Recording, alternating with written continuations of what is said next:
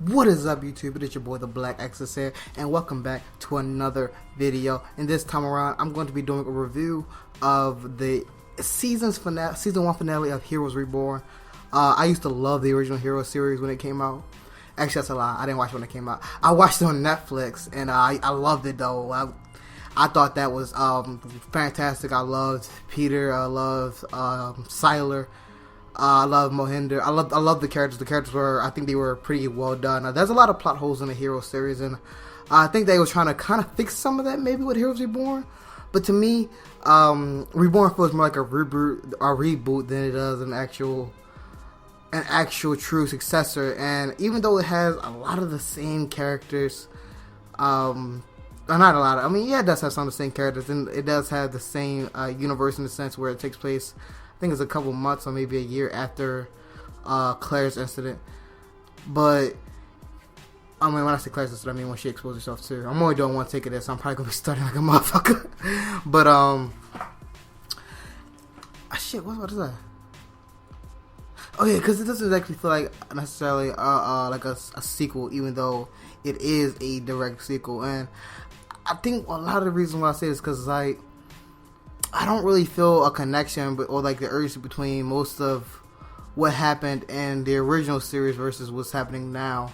This is a series that played with time travel a lot, so a lot of the features and the urgencies that was in the original Hero show, which is kind of why I liked it up until the fourth season. The fourth season kind of fell off for me, but that kind of essence of urgency, that shit was kind of gone. And the villain with Renatas, I'm like, this is gonna be a heavy spoilers if you haven't seen already.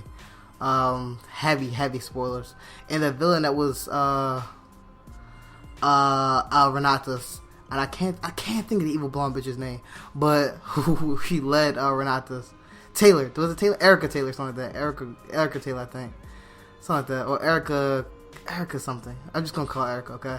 But it's like she's just not that good of a villain as much as Siler was a villain. Like Siler. That was definitely the sense of urgency with Siler, because he was out here being savage. He was out here cutting people's heads off, looking at their brain getting stronger, taking their powers and abilities, and he was definitely somebody who would need to be stopped. And as far as the first season goes, he was going to be, as some people thought, the nuclear man. We all know that was Peter Petrelli in the end, but it was interesting because that's you had the sense of urgency that was there, whereas here is like there's not as much as the sense of urgency because Erica's just not that good of a villain as Siler was. Even when Siler stepped down as being the main antagonist, and it was trying to think of second season. I don't really think second season had much of a main antagonist. Actually, no, it did, because it was Adam Monroe. Adam Monroe was, even though he wasn't exactly as much of a threat as Siler was, the series redeemed itself with season 3 with Arthur Petrelli being a main antagonist. But you got to see the pattern here, which each of the main antagonists was people with powers, people who could really do some serious damage, where Erica just didn't have powers herself, but she kidnapped people with powers. And like, you see how that worked with the company, but the company was never really a huge threat in, I would say, the original Heroes. I mean, yeah, they were a minor nuisance and a hindrance, and a lot of they did. I'm fucking up. Slow down. And a lot of the problems that they had was because of the company, and the company, fucking them up or fucking them over and stopping something that could happen. So yeah, I understand what they mean. I understand what's happening when I say that Erica is basically like a company. She's just more of a minor hindrance. And I think the major actual problem isn't fucking Erica. It's the solar flare, okay? And I think therein lies the real problem, is that with that final episode, there was never really a lot of urgency, because there wasn't a kind of hint that the villain could win, alright? Because Erica has no powers per se, there was never any doubt in my mind that Tommy, I'm just calling him his name, Nathan. But I feel like Tommy would be easy, because when I talk about Nathan, like Nathan Petrelli, would be easier. Or I just say Nathan Nakamura, fuck it. Yeah. I mean, he's a Petrelli. He also is a Petrelli. I'm just gonna call him Tommy, because that was what he was introduced as. So when Tommy actually goes, uses his powers and ends up saving everybody, ends up outsmarting Erica. I mean, we knew that was gonna happen, okay? Erica was not that good of a villain. She really didn't think out too much of her plan either. I mean, I guess she didn't anticipate Tommy being better than Hero, but I mean, that's kind of the thing with next generations. They kind of do better than the previous generation. And that goes for a lot of fucking things. I'm just saying, the next generation kind of does learn from the previous generation's mistakes. I'm just saying about that, and they try to improve on it. But and I'm saying the generation after Tommy would be even better. We're never going to see that point because the Heroes Reborn was not renewed for a second season, which is a shame. I think they had some potential. I think it did have some potential because it was going to introduce. This is the problem. It was going to introduce a villain with powers. At the end of the season 1 finale, there were tarot cards. Melina went back to Union West High School, and that was a tarot card in her locker. And you had Tommy going back to Carbondale, Illinois, and the person that he was serving ice cream to, they left a tarot card under the glass. And these tarot cards, I forgot exactly what they were, and I don't know how to read tarot cards, so I can't say that much information about what exactly it meant or whatever that shit was, right? But it was kind of a hinting towards their father returning. And Angela Petrelli, what's the whole sidetrack? Fuck Angela's son. I hate how they tried to make her into somebody likable in the Reborn series. This is one of the reasons why I call it a reboot, because they're changing the nature of Angela fucking Petrelli. Angela Petrelli is a lying, manipulative bitch, and I hate her with a passion, okay? But back to the actual point here. Angela Petrelli is saying that Tommy and Melina's father is going to come back, and no one can save them. Tommy and Melina's father it's supposed to be Hammer, and that's, some of you read the graphic novels, the hero graphic novels, you kind of would know that. I mean, I didn't actually read all of them, but I do know that because I talked to somebody and he actually read it, so he knows Hammer is the father. And that's something that, because Hammer does have an ability. We don't know what the ability is, or at least I don't. I didn't see it when I looked it up. I didn't see it when my homie was telling me about it. He didn't tell me that. So we don't, as far as I don't know what Hammer's ability is, but I just know that he has an ability, and because he has an ability, he's going to be a bigger threat than Erica ever kind of was. And I'm hoping that the ability is kind of Cider level, but not necessarily Cider, because that's a cop-out. But I want it to be something similar to that, where it has the ability to use other abilities, kind of like Arthur and Cider did. But I don't want it to be the exact ability, because, that is a cop-out. But I want it to be something where it's like, he can be all-powerful, omnipotent. He can be, in a sense, a god, and it's going to be damn near impossible to beat him. And I think that's kind of what gave Heroes really the edge and the rush. It was like, okay, how are you going to beat Arthur? How are you going to... That's what... Season 3 was one of my favorite seasons. Even though it had a lot of fucking plot holes from Season 1, Season 3 was one of my favorite seasons because of Arthur Petrelli. And I love how much of a villain he was. I love how much of a badass he was. Like, when he took Peter's powers... when he took Adam Monroe's powers so he can get back up. And you saw Adam Monroe age 400 years in like a second. That was vicious, okay? And I think, like...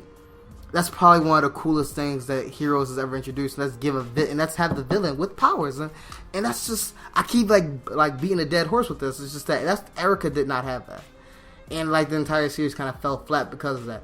As far as the season finale goes, because that's what this video is supposed to be talking about, the season finale. It wasn't that bad. It was pretty solid finale. I mean, as much as I hate Erica, I like to see Tommy outsmart her. It ended up actually being, better than Hero when he was able to be in two places at once. That little revelation scene we had in like the dojo when he looked over, he saw his other self, and it's like, oh, how are you here? Like, oh, you could be two places at once. And then like he goes forward or whatever, goes into that one room. He sees He sees how to stop the solar flare or whatever, and then he goes back out. And then he sees the younger Tommy. Was like, oh, how are you here? And then he says the same thing the older Tommy says. It's like, I kind of like that scene. I mean, that was actually kind of pretty dope. It was actually, I think it was kind of well done. Honestly, the reason why I think it was well done is because it shows the infinite loop that Tommy can create. And that's something that Hero really didn't have a chance to. I mean, you can argue that he did because he went back in time to make Takeo Kensei, and then Adam Monroe to be the Adam Monroe that we know. So you can kind of argue that he kind of makes time the infinite leap as well. But it's not directly stated as it is for Tommy. So I think that they kind of did well with that one when they actually directly stated that. I'm gonna fucking miss this kill. I haven't got a single kill yet in this game. No, I haven't. This is actually pre-recorded footage. I forgot to say I'm playing Smite with OE. and I'm kind of doing pretty bad. We end up surrendering this game, actually. I'm going to end up surrendering in a couple minutes. Terrible. I was 1-1-1. I finished it off with. But as you see, I don't have a fucking support. So, I mean, I don't have a support. Like, I'm trying to carry duo lane, but, like, no one over there is trying to help. Like, Ratatoskr and fucking Thanatos said they going jungle, and they really meant that shit. The whole time, Ratatoskr was trash, bro. Alright, but back to our heroes. What was I saying? Tommy being able to go back to places himself. Figuring out how to stop the solar flare. I think that was kind of really anticlimactic, but at the same time, I was upset. It was anticlimactic because it's like, okay, well, we kind of figured out what happened to Noah Bennett at that moment then, because when Tommy figured out that you needed somebody to be in the middle of them too, it was like, okay, well, at that moment we kind of knew who was going to be, because remember, Noah Bennett, he disappeared in the first couple, not the first couple, but like the last couple episodes, he disappeared. He was like about to get hit by a truck or car or whatever, and then like just disappears. And so we know Tommy was involved. We just didn't know when he was going to reappear, what was going to happen. So when he said that he needed a substitute, we was all like, okay, yeah, we know what's about to happen. We know the deal. So it was whatever for real, but it wasn't. Shit was okay. You feel me? It was okay, and I just didn't like the idea of Noah Bennett going out like that. But, you know, he protected his grandkids. He did what he had to do. And I like the character progression that he has. Excuse me. I like the character progression that he has throughout the entire show as a whole. Not just Reborn, because like I said, Reborn is a screw that. But, like, throughout the entire Heroes franchise. When he starts off as being the original bagger and tagger, and I like how they make it a reference to that. He starts off as being the bagger and tagger, and then he ends up, you know, actually going against the company, going against Renatus, going against Primatech, Pinehurst, going against all those different, you know, companies to protect Claire, protect other evolved humans because of Claire, and then going out to protect his dying to protect the world and his grandkids. Just like that's character development right there. Like, you could see the progression of his personality, and I think that he was one of the most well characters in that franchise as a whole. I think Saga is one of the most well written villains because he's flawed, but I think that Noah Bennett, his character progression is one of the most well written that I've seen. So I do got to give that to, you know, the Heroes franchise and Tom Krang. I think that's how you say his name. But, you know, other than that, it's actually, I enjoyed the, what am I going to say? I'm stuttering. I'm fucking up. Only don't want to. I enjoyed the character progression. That's not what I'm about to say. I already said that. All in all, I enjoyed the final episode of the Heroes Reborn series, and actually painting as they know that they're not making another season. Maybe later down the road they will, because like I said, it wasn't that bad. I mean, Erica wasn't a good villain, but now they're about to introduce, or we're going to introduce a newer, better villain. So it's like, you know, you can't really get mad at that. Like, they were going to introduce somebody with powers, but you know, it's not going to work out that way. You know, things aren't played out. I'm not sure if it's not funding or support or whatever, but you know, it's just.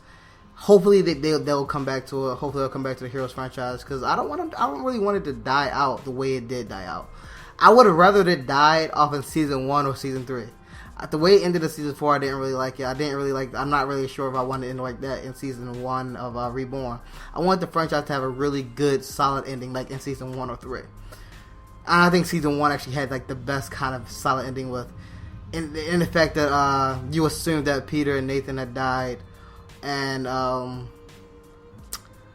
know, New York been saved from Siler, blah blah, Siler's dead and everything like that. You assumed all of that, and it just wasn't the case. You know, I enjoyed that type of thing. I think we're about to surrender now, so let me go up and start wrapping the video.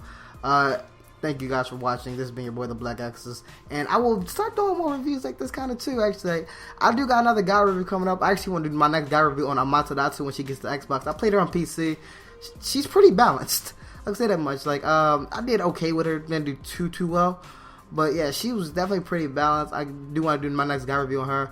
I will do more TV show reviews when I want to do Legends tomorrow, because that's gonna be epic. I already started watching the first episode. It's gonna be really epic. But that's all I really got for you today, guys. So this is me, your boy, the Black Axis. Just want to say thank you for watching. Thank you for supporting me, liking my videos, sharing my videos wherever you share cool things at. And hey, I'm gone.